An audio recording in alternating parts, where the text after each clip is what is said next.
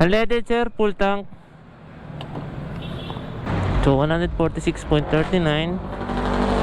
Ang liters is 2.291 pesos per liter, 63.90.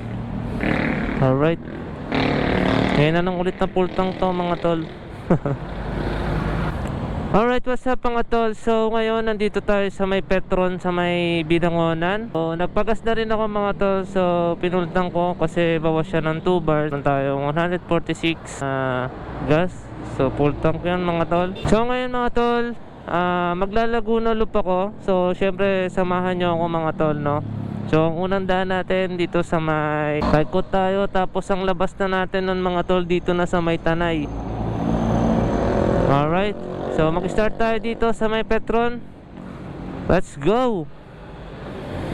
So check na rin natin kung ilan yung konsumo ng ating magiging gas lahat-lahat overall mga tol.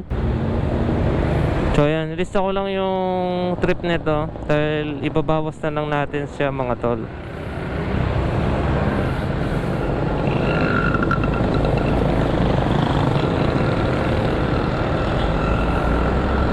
Alright, so daan natin dito mga tol sa may P6 extension. So mag-aalabang muna tayo mga tol. So mas maganda kasi kung magmumula ka sa malayo, pag ikot is malapit na. So hindi ko alam kung ano mas malapit dun. So mas gusto ko lang unahin tong papuntang Alabang. Tsaka na ako ikot papuntang Tanay. Alright, so Laguna Loop tayo mga tol. So samahan nyo ako mga tol.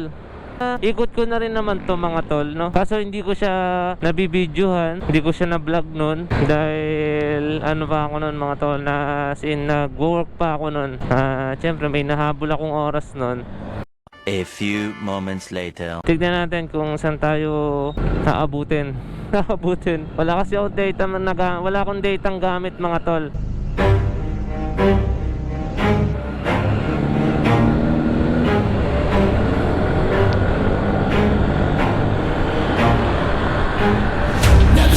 I'll get it if I want it. Gotta make to myself a promise. I won't quit, keep going till I got it. I won't give up till I'm on top. Yo, no, I ain't the type to give up. If I do something, man, I do it till I get what I want. I turn a business out of nothing into something I love. I got a poker face, but honestly, I'm not one to bluff. I flip a switch, never miss, man, I always stay up. Don't let them see you, bitch, always have a plan to stay tough. This life ahead of you ain't easy, it was built to be rough. But that's what makes a personality, is tragedy, bro. So nandito na tayo sa may P6 extension mga tol. So babay-bay na lang natin itong kahabaan nito. So hindi ko alam bakit naging two-way dito at hindi nagpapadaan sa may kabila. Ayan o, kung makikita nyo rito, naging two-way na rito. So bali one way lang tol, lahat puro padiretso rito pag nandito ka. So hindi ko alam kung bakit hindi na siya pwedeng dumaan doon sa may kabila. Siguro may ginagawang ano dyan, kalsada. So kung makikita nyo mga tol, no, yun dating dire-diretso lang to. Lahat ng mga sasakyan na papasok dito, padiretso lang lahat to. So hindi ko alam bakit dun sa may kabila wala nang dumadaan. Siguro may ginagawa dyan, kaya lahat ng mga sasakyan dito muna. So hindi natin alam. 1 hour later. Alright mga tol, so dito na tayo sa service road mga tol. So dire-diretso na lang to, tapos Alabang na mga tol. Time check 7:08. A few moments later. Alright mga tol, so andito na tayo sa may... saan ba to? United San Pedro Subdivision. San Pedro na ba to? Oo, San Pedro na mga tol. So andito na ako sa San Pedro mga tol. So nadaanan natin yung SM Muntinlupa. Kaso nalobat ako kanina kaya ngayon lang ulit ako nakapag-video. So andito ako sa may 7-Eleven mga tol. Namiss ko kasi yung kape rito eh. So ayan, nakakamiss magkape mga tol. So ginastos ko lang is 35 mga tol, dahil may baon akong biskwit eh. Nagkape lang ako saglit kasi wala pa akong almusal. So dito na ako sa San Pedro na kape. At may baon naman akong biskwit. Release ko ng aking biskwit. Parang sarap ng feeling ko. Alright, biyahe na ulit mga tol. Time check 7:52. So kaya dito yung inuna ko mga tol, para pag pauwi tayo hindi tayo maabutan ng traffic. Traffic kasi dito mga tol, napaka-traffic dito mga tol, grabe. Subuko na kasi dito mga tol, kaya mas minabuti kong unahin muna dito daanan. So next natin SM Santa Rosa mga tol, yun yung madadaanan natin dito.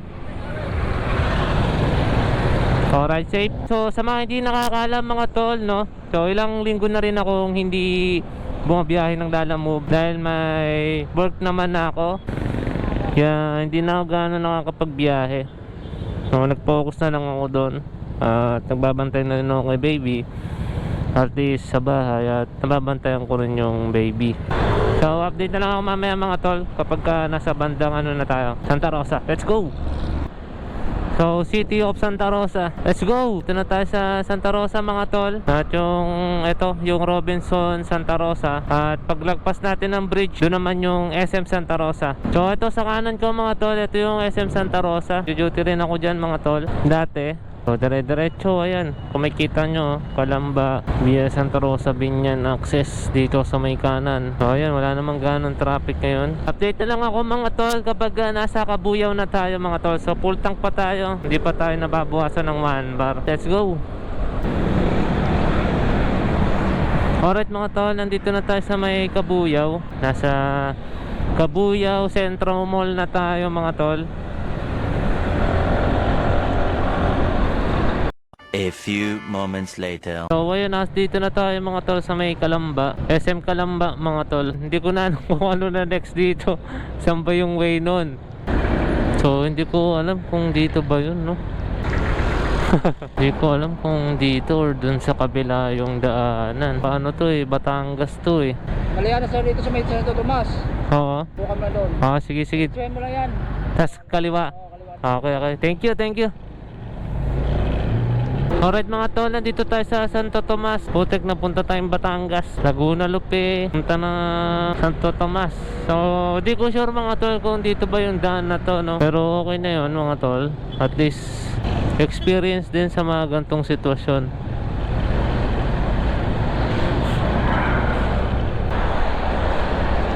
Batangas, Lipa, San Pablo, Lucena. So ikot tayo dito. Alright, so eto, I love Santo Tomas. Santo Tomas Municipal Hall. Meron kasi akong palatandaan dito mga tol kapag papaliko ako ng ano. Pero dito na eh, way na to ng San Pablo tsaka Lucena eh. So susundan na lang natin yun. Nag-base na lang tayo sa mga nakasulat mga tol. Kaliwa tayo dito. Ay, ang ganda ron mga tol, oh. Hey! Mount Makiling.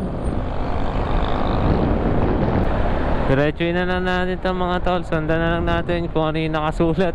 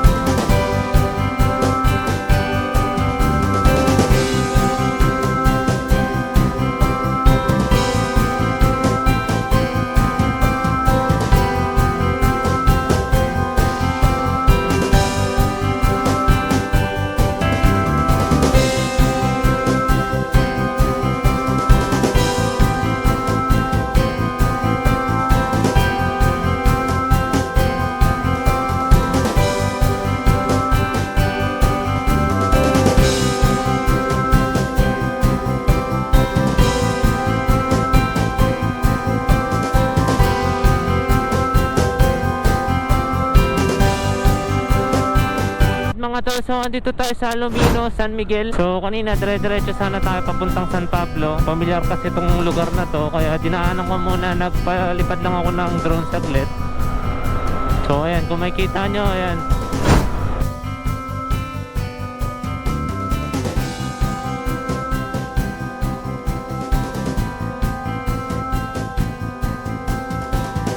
So, pa San Pablo na tayo ngayon mga tol. Kakanan lang tayo dito. So, madadaanan natin SM San Pablo.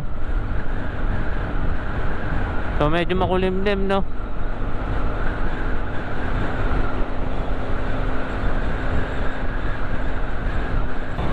So, ito kasi papuntang Lipa na to mga tol. Dito ako dumadaan kapag naglulusena or Lipa.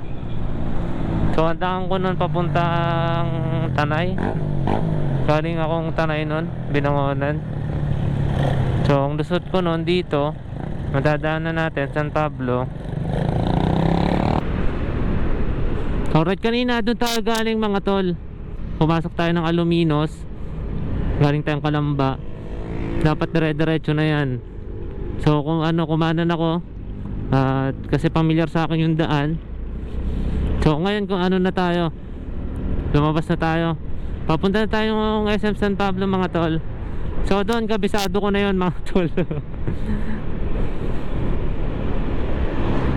A few moments later.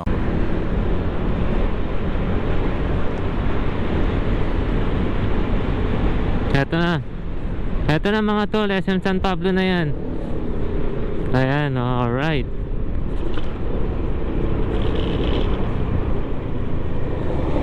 So dito, traffic dito mga tol. So yung kung makikita nyo, SM City, San Pablo. So dito tayo banda, kakaliwa. Kaliwa tayo dito. So hindi ko alam kung tama ba na ito yung daan, no? Paikot ng San Pablo, yung Laguna Loop. Kasi walang Google Map eh. Hindi ko eh. 1 hour later. Alright mga tol, nandito na tayo sa Nagcarlan. So hindi ito yung nadaanan ko nun. Dapat mga tol, kumaliwa pala ako dun. San Pablo City. So dito ako, kakaliwa na ako dito mga tol, sa Liliw. Hi Lucena City. Pupunta Nagcarlan pa rin pala to mga tol. Medyo na palayo ako pero okay lang yun dahil experience kapag wala kang gamit na Google Map. Kalumpang Liliw. A few moments later. Alright mga tol, so ayun, epic ang nangyari, no? So dahil saan tayo dumaan, padaan tayo ng Santo Tomas.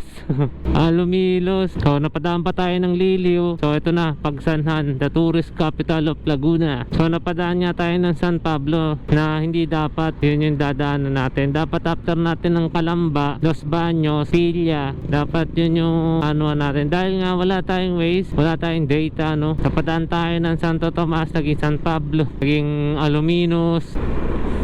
Anyway, okay lang. Experience na rin yun mga tol na inikot natin. Na extend lang naman yung oras at yung dadaanan natin. Pero ang labas pa rin naman natin dito is ito, Pagsanhan. Tapos ayan. So ayan naman yung arko ng Pagsanhan mga tol. Ayan 1878 to 1880. So ayan yung arko ng Pagsanhan mga tol. So ito, welcome to Lumban mga tol. So dito na tayo sa Lumban. Ayun, Petron. Dito na papagas. Full tank, unleaded.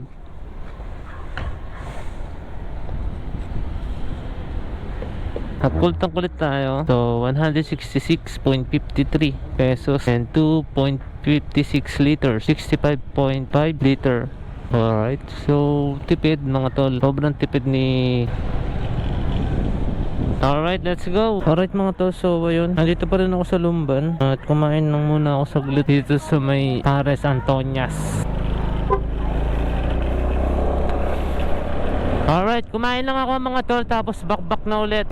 Saya Lumban. Ayan kasi basa dyan mga tol, Lumban, hindi doon.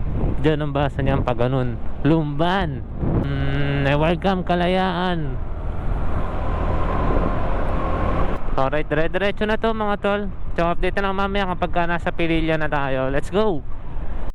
Alright mga tol, nandito na tayo sa Pililla. So yun yung windmill mga tol, kung nakikita nyo. Pero ganda. 1 hour later. Alright. So ayan mga tol, nandito na tayo.